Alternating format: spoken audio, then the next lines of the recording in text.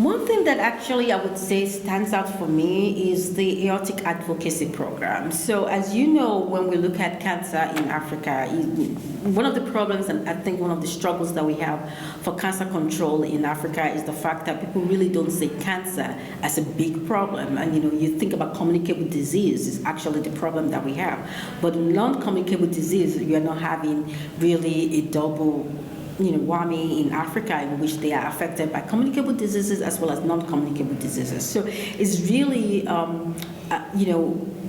kind of feel that for cancer to really, get, to get the recognition and to be addressed effectively, advocacy is really the way to go. Especially advocacy when you involve cancer survivors, because they are the true face of cancer. So having realized that, one of the things that we AORTIC now thought about was that while we have some cancer advocates, a need that Africa has is to be able to train those advocates effectively, to be able to go out and to be able to appropriately educate, advocate, and raise awareness about cancer. So in 2011, AORTIC actually, I worked together with other colleagues to start the advocacy program for AORTIC. The first section that we had an all-day pre-conference that focuses on advocacy. We had about 100 participants. We were not expecting so many of those participants. And one of the things that came out from the 2011 conference was that there was now a need for us to have a train-the-trainer program. It would be impossible for AORTIC to be able to train people just by conferences that we have every 2 years. So the next time around in 2013, we implemented the Master Advocates Program.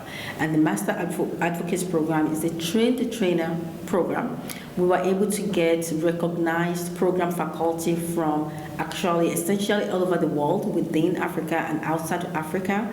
And those advocates, program faculty, then train advocates. We sponsor between 15 and 20 advocates to be trained during each of the conferences.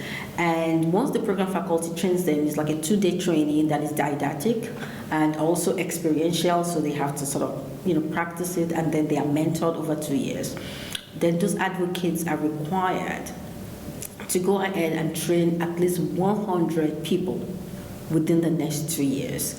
With that, since we implemented the program in 2013, we've trained 31 master advocates, and those master advocates have in turn trained over 2,000 people in the area of advocacy. So I think this is one of the most exciting programs for AORTIC, and I'm very excited about what AORTIC can do with this, because we are essentially creating the manpower for advocacy in Africa.